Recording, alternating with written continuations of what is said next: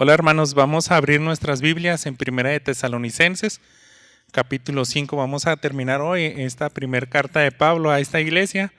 Y siempre que termina Pablo, por lo general, o yo creo que no hace excepciones, el final de sus cartas son puras instrucciones prácticas. Así que yo quise titularle en esta ocasión al sermón, El deber del creyente. ¿Cuál es el deber del cristiano, hermanos? ¿Cómo debe vivir? ¿Cómo debe de modelar la fe? Pues eso es lo que vamos a ver hoy a partir del versículo 12. Y vamos a ver tres cosas: exhortación a una buena relación horizontal con nuestro prójimo. Lo mismo también vamos a ver cómo debe ser nuestra relación con Dios. Y por último, pues vamos a hacer también algo de énfasis en la santificación que debemos de tener. Acompáñenme ahí, voy a darle una lectura a estos versículos desde el versículo 12 hasta el final. Dice: pero les rogamos, hermanos, que reconozcan a los que con diligencia trabajan entre ustedes y los dirigen en el Señor y los instruyen, y que los tengan en muy alta estima con amor por causa de su trabajo.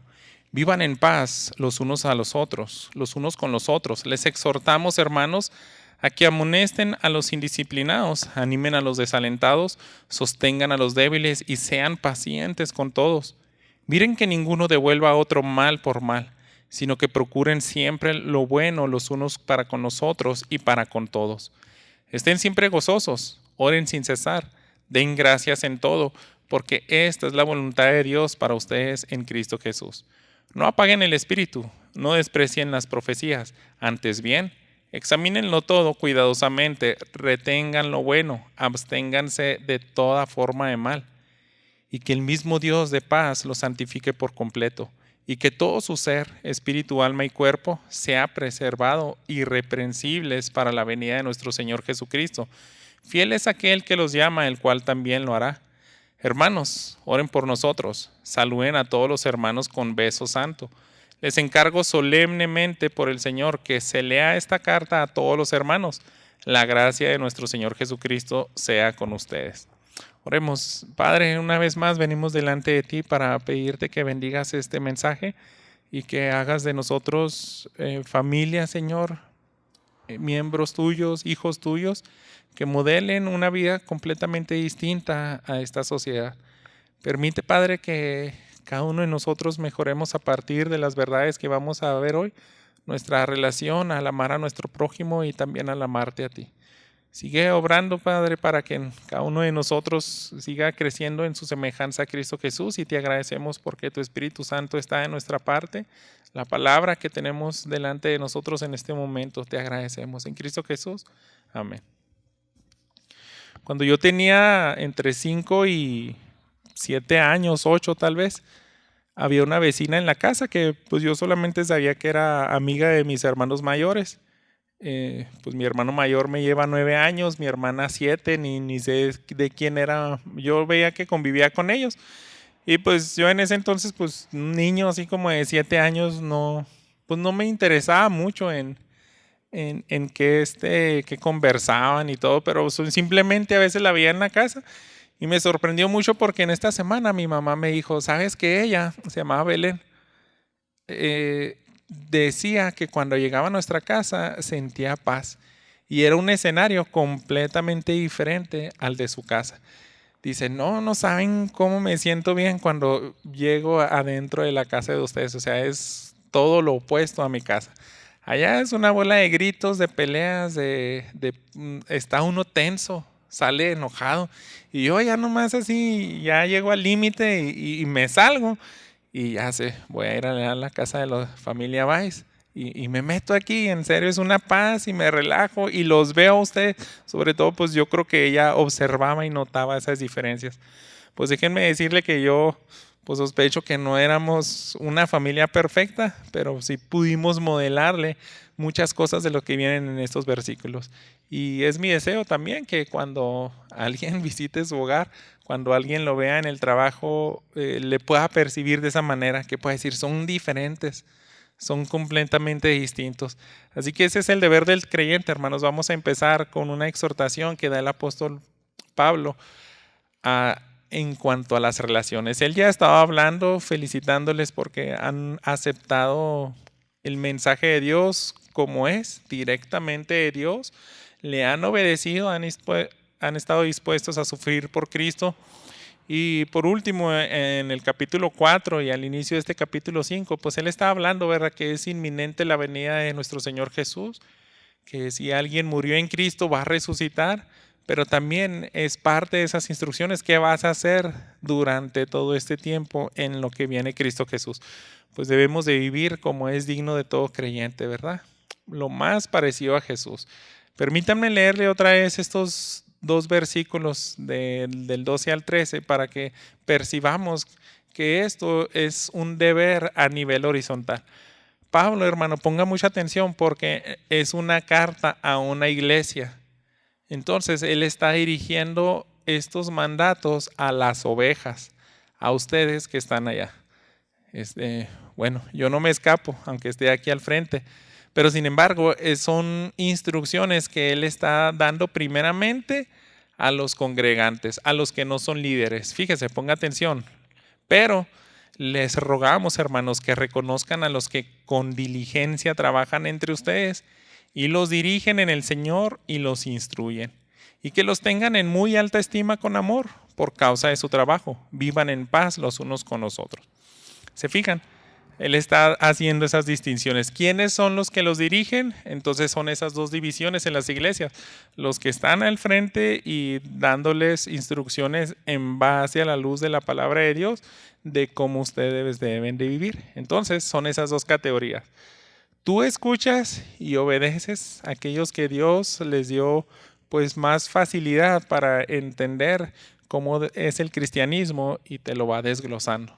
Así se vive el cristianismo. Entonces Pablo hace eso en esa carta, instrucciones específicamente para ti que estás sentado aquí y poniendo atención. Y él está hablando de cómo es su relación horizontal para con los líderes de la iglesia. Entonces es una oportunidad pues para decirles, pues tienes que dirigirte con ellos con diligencia, tienes que reconocer, tienes que tenerlos en alta estima, con amor. Y luego, ¿por qué? Dices, por causa de su trabajo, está dando por sentado que es algo muy bonito, es algo digno de, pues no tanto de elogiar, sino también al menos que les regreses, le des algo de manera recíproca. ¿Por qué? Es una noble labor, porque ellos te están ayudando a parecerte más a Jesús. Y no hay una labor más noble que esa, hermanos, que tú te asemejes más en carácter a tu Salvador. Que cada vez que alguien se para aquí al frente y te ministra o incluso de manera informal te está exhortando y animando, oye, puedes cambiar, puedes mejorar esta área de tu vida. Y es lo que perseguimos, ¿no? Que cada uno de nosotros modele un buen cristianismo a donde quiera que vayas. Bien, pues ellos son dignos y quiero que vayamos a otra carta también de este mismo apóstol Pablo, pero a Timoteo. En el capítulo 5, él se dirigió también haciéndole este mismo énfasis, porque es importante que ellos tengan a bien tenerlos en alta estima. Déjenme leerles aquí cómo él escribió a esta otra iglesia. Los ancianos que gobiernan bien sean considerados dignos de doble honor, principalmente los que trabajan en la predicación y en la enseñanza. Entonces, hermanos, pues tocó, ¿verdad?, este mensaje. Uno se siente medio raro estar aquí al frente porque pues, es como decirle, oigan, trátenme mejor. Pero siempre yo he dicho, pues tocó predicar esto y yo pienso más, hermanos, me gustaría que a veces uno no puede obedecer esto de la noche a la mañana. A veces puede tardar en penetrar estas enseñanzas en el corazón. Y ya como que te cae el 20 demasiado tarde, pero yo como quisiera, hermanos, que de todas formas algún día les caiga el 20 y empiecen a tratar en doble honor a los que están enfrente. No importa que yo ya no esté aquí, que no sea pastor, y siempre les digo lo mismo y se los seguiré diciendo. Todas estas instrucciones que son en cuanto a la oveja, para que ministre al pastor y que aquí en Tesalonicenses se ve bastante, usted pónganlas en práctica. ¿Por qué? Porque pues no sabe qué tal si usted se cambia de ciudad, qué tal si usted se congrega en otro lugar. ¿O qué tal si pues Dios nos mueve a mí de este ministerio?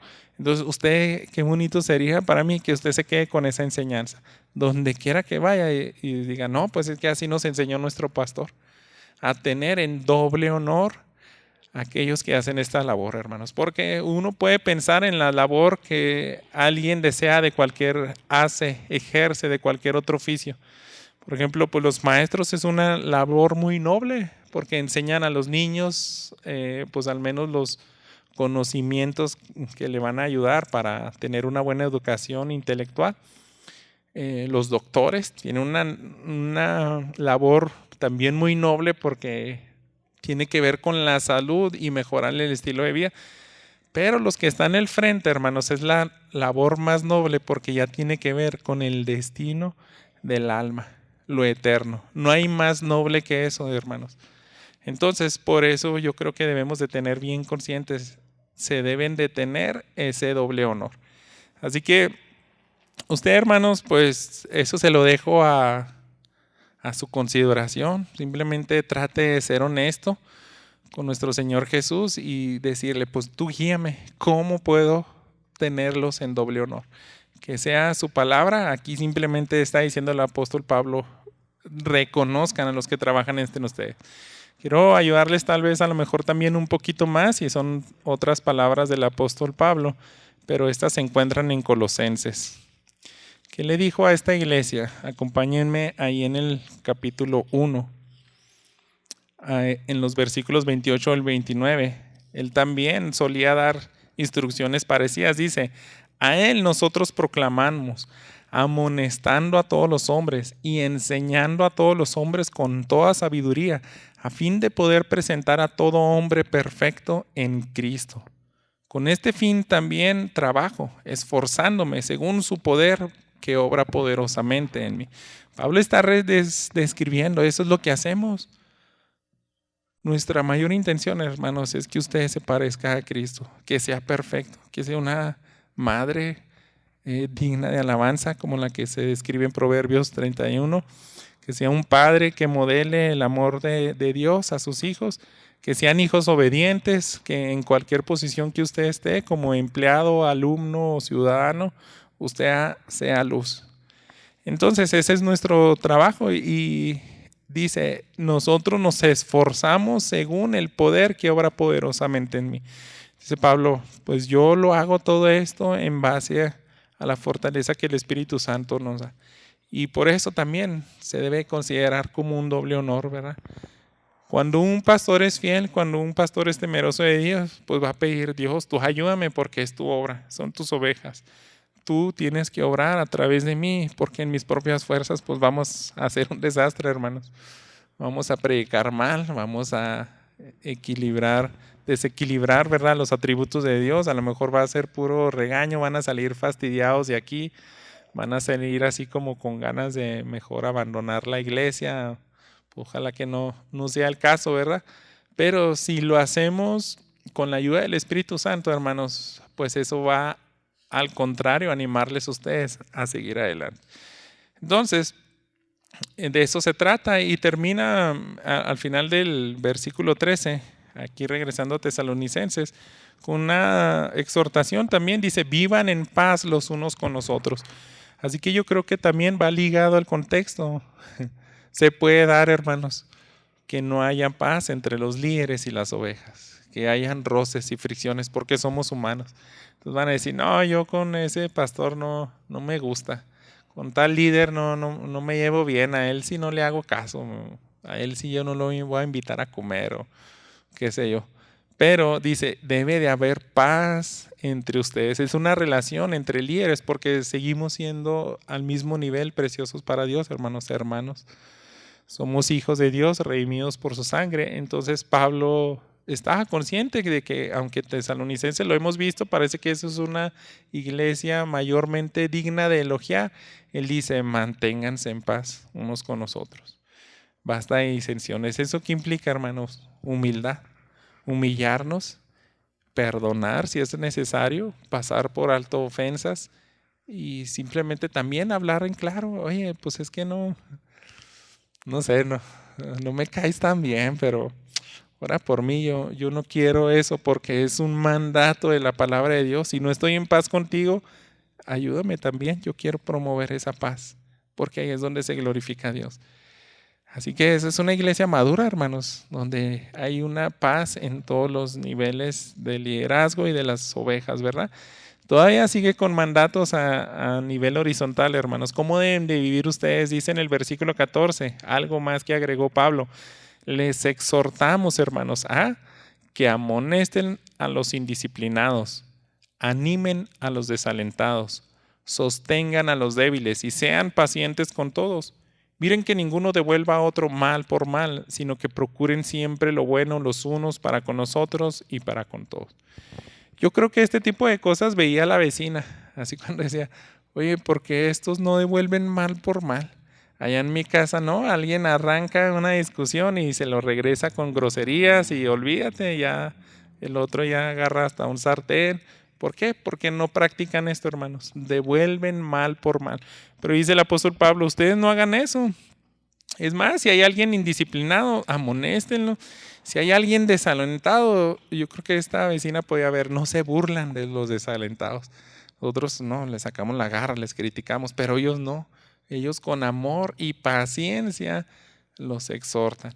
Entonces, eso se debe ver en las iglesias. Y fíjense, hermanos, ponga mucha atención y observe, porque pareciera que muchos congregantes que están de ese lado de ser pues una oveja, de no a lo mejor ocupar posiciones de liderazgo, dejan todo este tipo de tareas al pastor. Como decir, no, si se trata de exhortar, eso es exclusivo para el pastor. Si se trata de animar, de ser paciente, no, allá el pastor. Pero ¿de qué se tratan estos versículos, hermanos? Pablo está escribiendo a la iglesia y está hablando, ¿no? En esa relación horizontal, ustedes tienen la autoridad y ustedes pueden sostener a los débiles y, hermanos, eso implica paciencia. Tratar a un débil, tratar a un desalentado, yo creo que ustedes se los ha encontrado, ¿verdad? A hermanos que dicen, pues ya no quiso regresar a la iglesia. ¿Por qué? No, pues que anda enojado. Allá quién sabe qué le hicieron y ya no se quiere parar aquí. Entonces ahí se requiere mucha paciencia, hermanos. ¿Por qué? Porque tendemos a ir y un regañadón y no, ya no regreses, ya nos va mejor sin ti, eres tan inmaduro. Pudiéramos hacer eso, hermanos, pero el apóstol Pablo dice, no, es una realidad que en la iglesia hay congregantes que todavía no maduran en la fe. Y así como en algún punto Dios nos tuvo paciencia, hermanos, usted debe tener paciencia para con los débiles, para con aquellos que se desaniman bien fáciles. A lo mejor está en una etapa donde la depresión le está llegando bien constantemente y nosotros pues en nuestra carnalidad olvidamos estas instrucciones y en vez de animarlos los regañamos. No, ni pareces cristiano, ¿qué te pasa? No, dice, esas cosas, esas exhortaciones tienen que tener una actitud. ¿Qué es esa actitud, hermanos? Paciencia y amor. Es una amonestación, es un trabajo. Y quiero recalcar, hermanos, pero ahora con unas citas. Es un trabajo que usted debe ejercer. Mire, vamos a Romanos. Y pásese ahí al capítulo 15, porque también pues Dios le está recordando en este día, tienes que ayudar la carga de liderazgo. Hay cosas que a todos nos competen. Y aquí lo dice en Romanos 15:14. En cuanto a ustedes, hermanos míos, yo mismo estoy también convencido de que ustedes están llenos de bondad, llenos de todo conocimiento y capaces también de amonestarse los unos a los otros. Eso le dijo Pablo a la iglesia, pero ahora en Roma. Y era una carta general, así también, esto va para todos. No dice, hey, pastores, vengan acá y aquí les va este versículo. Dice, no, esto es que ustedes tienen esa capacidad, hermano, de amar, de ser paciente, de amonestar, de animar. Pásese otra vez, vamos a regresar, pero a Colosenses, en el capítulo 3. Colosenses capítulo 3, versículo 16 dice, que la palabra de Cristo habite en abundancia en ustedes con toda sabiduría, enseñándose y amonestándose unos a otros con salmos, himnos, canciones espirituales, cantando a Dios con acción de gracias en sus corazones. Son instrucciones, hermanos, que eso compete a usted, no solamente al liderazgo. Usted tiene el Espíritu Santo, usted tiene ese mandato de amonestar, de ayudar, de amar y ser práctico, ¿verdad? Soportando unos a otros, perdonando unos a otros. Así que tiene bastante tarea. Es más, hermanos, yo apuesto a que algunos de ustedes lo puedan hacer mucho mejor que yo. ¿Y en qué me baso, hermanos? Yo también recuerdo ahí en Romanos 12, si quiere no lo busque, en el versículo 8 les leo, dice, el que exhorta en la exhortación, el que da con liberalidad, el que dirige con diligencia, el que muestra misericordia con alegría. Pablo está hablando de que hay diferentes dones en la iglesia. Y hermanos, uno como pastor no tiene todos los dones. No hay ningún solo miembro de la iglesia que tenga todos los dones, porque eso nos hace, Dios diseñó así la iglesia, repartió a cada uno, a lo mejor a algunos les tocaron 2 o 3, pero es una realidad de que es probable que al pastor no le dieron el don de exhortación. Es una tarea que uno tiene que aprender y que la tiene que ejercer, pero yo creo que también entre ustedes, algunos como ovejas, ¿qué tal si usted tiene ese don de exhortación? ¿Cómo se puede dar cuenta? Primero que nada, hermanos, porque Dios pone una carga en usted y usted no está tranquilo y le duele que alguien esté desanimado, que esté en rebelión, que esté como necio o débil, manifestando, ¿verdad?, esa falta de administración. Y el hecho de que usted sienta esa carga no cierre sus oídos a la voz del Espíritu Santo, porque es muy probable que tal si usted tiene ese don y lo va a hacer de manera muy buena. Encomiéndese en las manos de Dios, porque este versículo en que les leí aquí de Romanos 12:8, en la primera parte dice, el que exhorta en la exhortación. Y en muchas traducciones, hermanos, esto se menciona como el que anima, anime a los demás. El que le gusta animar, anime a los demás. Entonces, un don específico que se encuentra en la lista de los dones y pues nunca se dice, es exclusivo para los pastores, ¿no? Entre usted puede animar a los demás. Así que no dude que lo puede hacer hasta mejor que el pastor. A lo mejor el pastor lo hace muy de vez en cuando, pero si usted también es más constante en animar, en leerle a alguien un versículo, pues usted está ejerciendo y está obedeciendo a ese deber. Recuerda, es un deber de los cristianos mejorar, aportar en la relación horizontal dentro de la iglesia y pues también, ¿verdad?, fuera de ella. Así que esta tarea se hace con la actitud correcta, paciencia, hermanos, mucha gracia y paciencia, porque así fue Dios con nosotros. Si no cuidamos nuestro vocabulario, si exhortamos o animamos así enojados o decepcionados, pues vamos a dejar peor, ¿verdad?, aquel hermano. Todos debemos, hermanos, de cuidarnos de no obrar mal en las relaciones. Así, ¿verdad? Él había dicho, ¿verdad?, en el final del versículo 13, cuando lo leímos, ¿no? Estén en paz con todos. No se refiere solamente a lo mejor en la relación de pastor y ovejas, dice, en todos, ya en cualquier dirección que lo quieras ver. Con tus otros hermanos en Cristo también debes de estar en paz con ellos. Deben de estar en comunión. Así que vamos a detenernos aquí, hermanos. Esta es una exhortación a nivel horizontal. ¿De dónde sale todo esto, hermanos? Pues del deseo de que la iglesia de Cristo se santifique, de que nosotros estemos velando, como acaba de decir en los versículos anteriores. Tienen que velar porque no saben el día ni la hora cuando Jesús va a venir. Así inició este capítulo. La venida es inminente, pero ¿cómo se ve eso en la práctica? Pues tratando bien, todos estos, llevando al pie de la letra, todos estos consejos, hermanos, son prácticos. Eso ya no está en condiciones, al menos en este fragmento, pues no ves principios teológicos, pero sabemos que están empapando todo esto y lo vamos a retomar más adelante.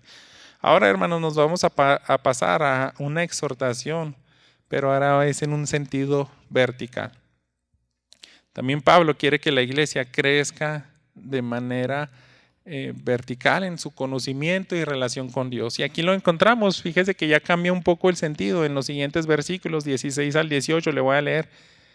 Estén siempre gozosos, oren sin cesar, den gracias en todos, porque esta es la voluntad de Dios para con ustedes en Cristo Jesús. Si nosotros estamos gozosos, hermanos, ¿a quién le manifestamos ese gozo? Nuestro agradecimiento, pues es a Dios. O sea, pese a las circunstancias que esté viviendo, sea buena o sea mala, dice Pablo, siempre tienes que manifestar gozo. ¿Por qué? Porque es una manera de demostrarle a Dios, yo estoy agradecido con todo lo que me pasa, con todo lo que me da, y reconozco que proviene de ti. Como Job decía, ¿verdad qué? Solamente vamos a recibir lo bueno de Dios y el mal no. Y adoraba, ¿verdad? Entonces se puede tener gozo, hermanos, sin importar la circunstancia. Y eso ya de que nos está hablando, de una manifestación en nuestra relación con Dios. Si nosotros no expresamos el gozo, entonces tal vez no le guste verlo a usted así, pero al menos indirectamente se está quejando contra Dios. No me gusta este año, Dios, me está yendo tan mal. O sea, no, ¿cómo quieres que te agradezca por esto? Por esta circunstancia en específico, ¿no? Entonces eso ya tiene que ver con la oración, con la relación vertical. Y se para, ¿verdad? Oren sin cesar. ¿A quién le ora usted, hermanos? Quiero creer, ¿verdad? Que al mismo Dios, al único Dios y verdadero. Y lo hacemos a través de Cristo Jesús. Entonces esa es una relación vertical. Nunca dejes de orar a Dios, de encomendarte en sus manos, de pedirle sabiduría, gracia. Y ahí mismo en la oración, pues aprovecha, ¿verdad? Dale gracias en todo. ¿Por qué? Porque es la voluntad de Dios. Nosotros comprendemos eso, ¿verdad? Todo lo que nos ocurre, hermanos, está ordenado por la providencia de Dios.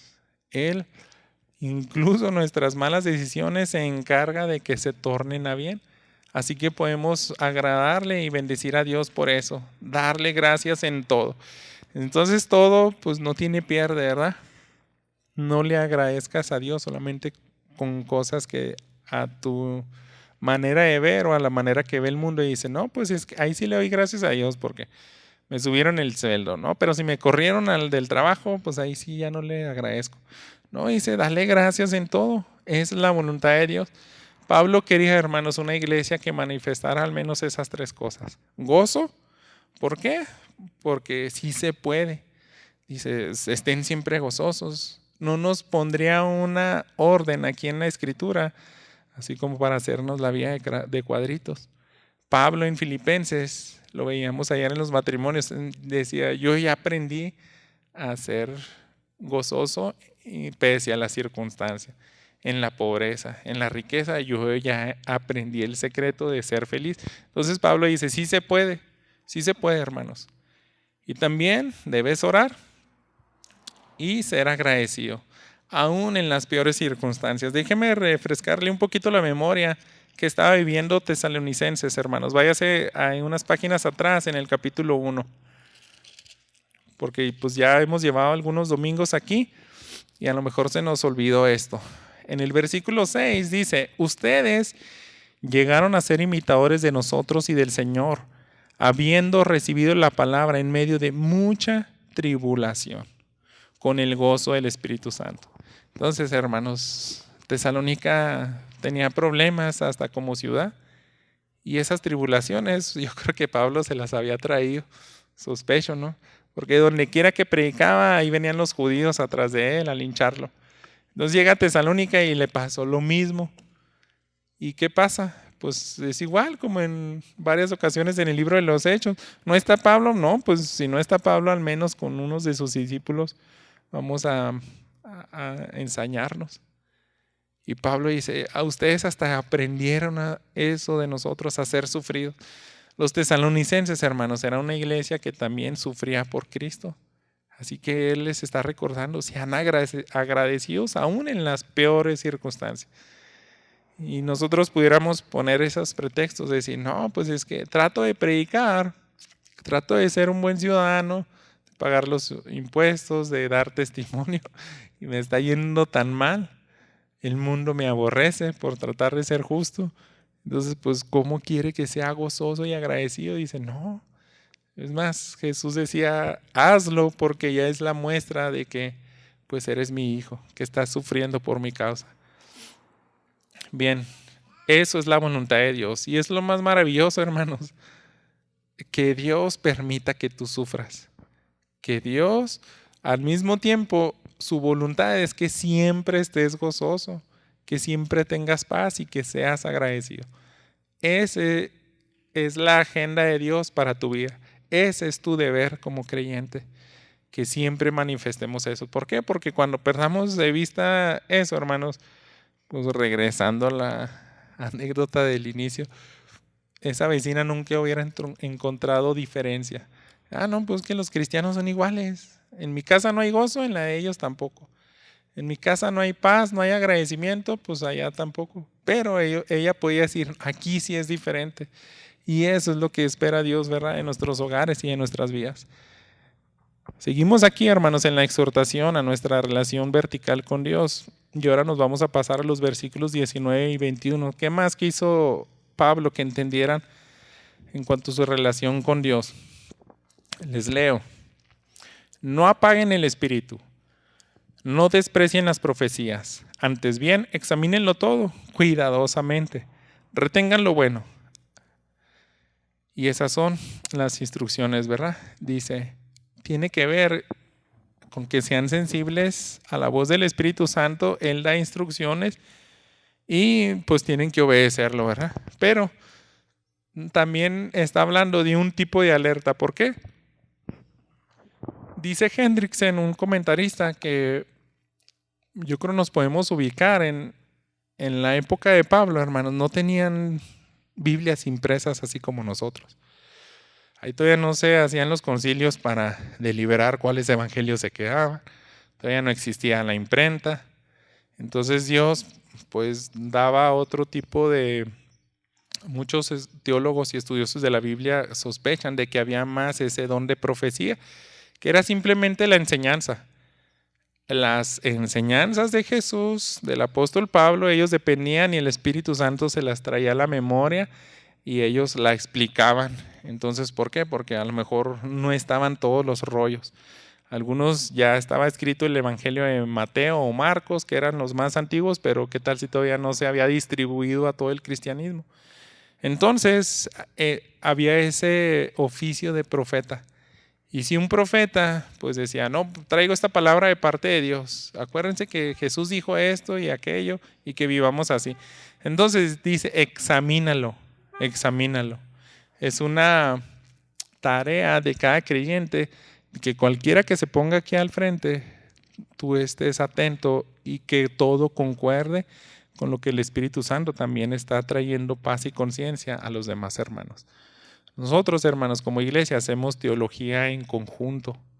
En conjunto. El Espíritu Santo nos apunta a la verdad. Y mire, vaya ahí a Juan capítulo 16. En este evangelio dice en los versículos 13 al 15.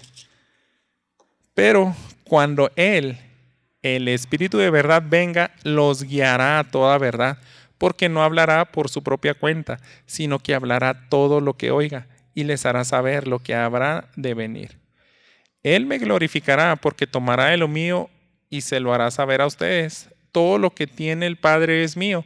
Por eso dije que Él toma de lo mío y se lo hará saber a ustedes. Jesús, hermanos, está hablando del Espíritu Santo a los creyentes y dice, Él tiene una tarea específica, los va a guiar a la verdad. Él conoce bien lo que hay en la voluntad del Padre, va a glorificarme a mí, que soy el Hijo.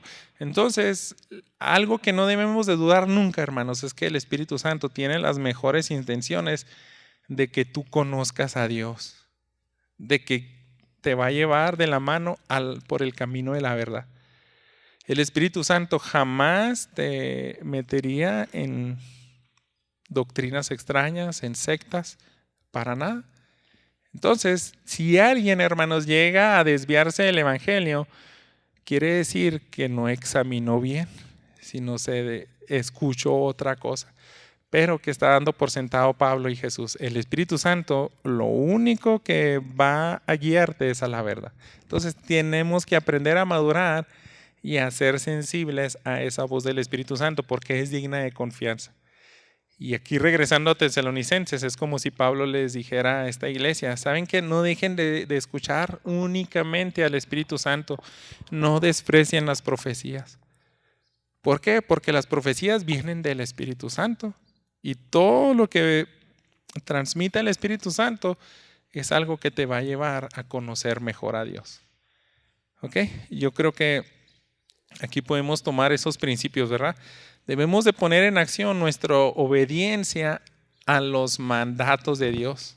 Porque si no los obedecemos, es también en ese sentido de que vas a despreciar las profecías. La profecía, hermanos, muchas veces lo entendemos y tal vez en ese entonces pensaba, no, pues tiene que ver solamente con anticiparte a eventos futuros. Y sí podía pasar, hermanos, pero la profecía también se ha entendido por los mayores teólogos de que simplemente es que se te manifiesta la voluntad de Dios. Ese es el oficio del profeta. El profeta es su tarea, te da a conocer qué quiere Dios, cuál es su voluntad. Entonces, ya que la tienes clara, solamente pues puedes responder de dos maneras. O la obedeces o la desobedeces. Si la obedeces, qué bueno fuera que lo hagas también con una buena actitud, con agradecimiento, con entrega, ¿verdad? Y eso es lo que quería el apóstol Pablo para esta iglesia de los tesalonicenses. No estés despreciando la profecía, sino examina bien todo, cuidadosamente, retén lo bueno. Y eso es, ¿verdad? Una exhortación, se fijan, tiene que ver con nuestra relación con el Padre. Debes de orar más tiempo, estudiar los pasajes, de pedirle que tu Espíritu Santo te guíe.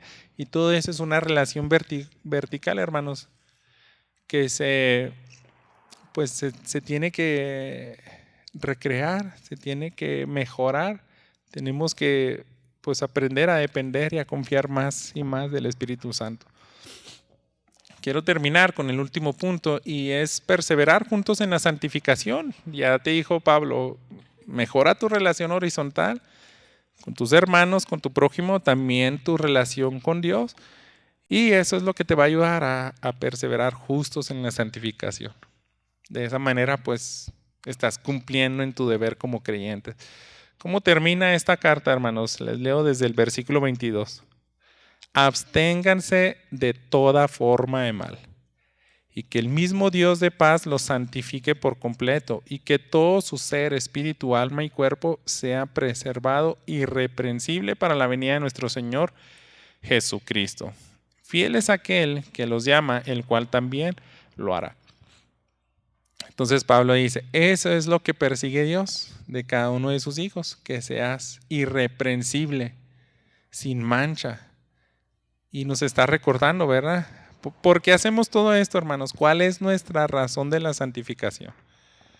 ¿Cuál es, pues sí, de dónde sale el motivo para que nosotros vivamos y que Pablo dé esas instrucciones? No pierda también de vista el contexto del capítulo 4. Les recuerdo que decía en el versículo 16 al 18, el Señor mismo descenderá del cielo con voz de mando, con voz de arcángel, con la trompeta de Dios. Los muertos en Cristo se levantarán primero. Entonces nosotros los que estemos vivos y que permanezcamos, seremos arrebatados juntamente con ellos en las nubes al encuentro del Señor en el aire. Y así estaremos con el Señor siempre. Por tanto, confórtense unos a otros con estas palabras. Confórtense. ¿Por qué? Porque es inevitable, va a ocurrir. Y el cristiano, mientras no venga, nos debemos de confortar. ¿Cómo nos confortamos, hermanos? Pues con una buena relación también, perdonándonos, teniendo paciencia, mejorando nuestra relación con Dios, porque esa es la tarea. Ese es el deber del creyente, hermanos, que cada vez que Dios nos regale vida, si ayer no vino Jesús, Si todavía no se ha dado ese aviso en los cielos y ese sonido como de trompeta, es que todavía nos podemos parecer más a Jesús. Y ese es nuestro trabajo. Debemos de siempre tener esa firmeza, esa convicción de que lo hacemos porque nos queremos parecer más a Jesús, porque Él va a venir. No es, hermano, es una carta para decirte, sé moral, porque muchas religiones te piden lo mismo, no trata de ser un buen ciudadano, trata de portarte bien, pero ellos no tienen la misma esencia de donde te piden las cosas. Las motivaciones son completamente distintas. El cristianismo dice, el motor para que tú vivas así es porque anhelas encontrarte con Jesús. Es porque quieres ser irreprensible. Si no, hermanos, pues sería una vida también difícil, como la de los fariseos. O sea, quieren ser perfectos para ganarse puntos y eso desgasta, hermanos. Pero el creyente lo que entiende, hermanos, es que ya nos enrolamos en una vida de santificación. ¿Y quién está más interesado de todos de que nos parezcamos más a Cristo Jesús, hermanos? Dios mismo. ¿Por qué? Porque Él está diciendo aquí, fiel es aquel que los llama, el cual también lo hará. Eso dice el versículo 24. Fiel es Dios. Él quiere que ustedes se parezcan más en Cristo Jesús. Y Él empezó algo y los quiere dejar lo más parecido a Jesús posible.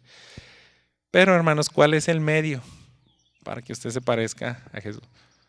Dios dice, a mí no me cabe duda, yo soy el que tiene las mejores intenciones de que se parezcan más a mis hijos Jesús, pero dejé un medio. Y el medio es la iglesia. En la iglesia, hermanos, nos vamos a purificar, nos vamos a ministrar unos a otros. Sin la iglesia, ¿quién lo va a animar?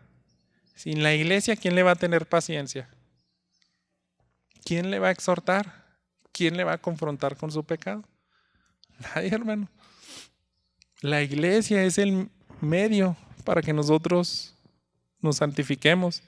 Así que así se ve, hermanos, la comunidad de creyentes se tiene que comportar como lo que vimos en estos versículos del 12 hasta el 23, hasta el 22. Abstente de toda clase de mal. Toda clase de mal en cualquier sabor o presentación que lo veas, tienes que rechazarla por la fuerza que nos da el Espíritu Santo. Vamos a terminar aquí en el versículo 25, al final dice, hermanos, oren por nosotros, saluden a todos los hermanos con beso santo. Les encargo solemnemente por el Señor que se lea esta carta a todos los hermanos. La gracia de nuestro Señor Jesucristo sea con ustedes. Así que Él da esas instrucciones finales. Perseverar juntos.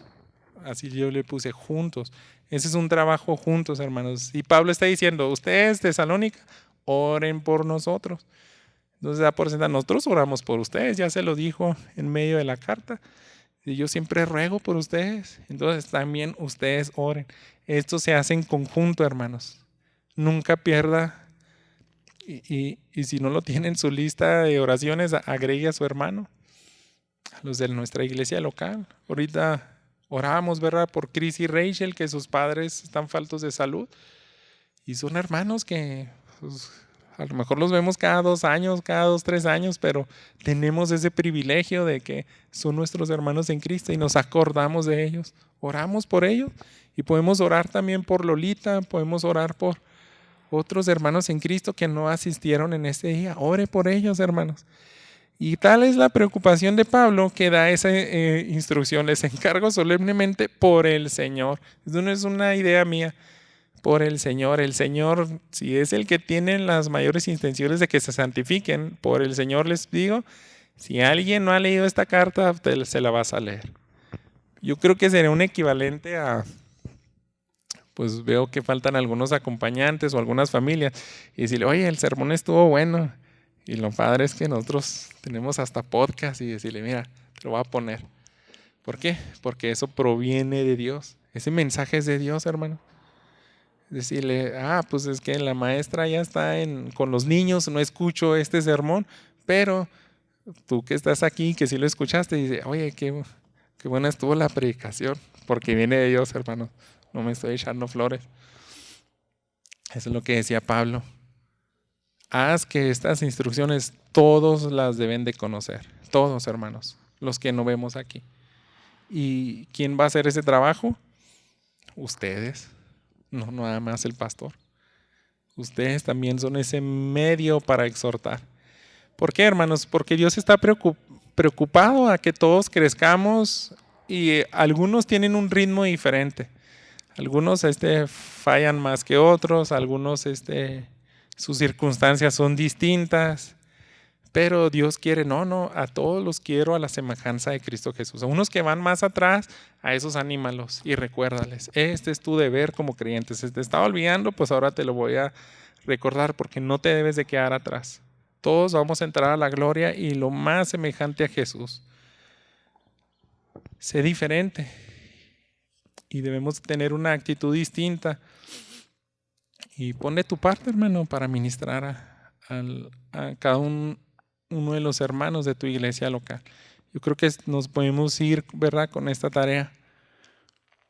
La iglesia va a ser bien distinta, hermanos, cuando todos estén involucrados en amar, en ser pacientes, en exhortar, en visitar, en ministrar, en recordarle las enseñanzas.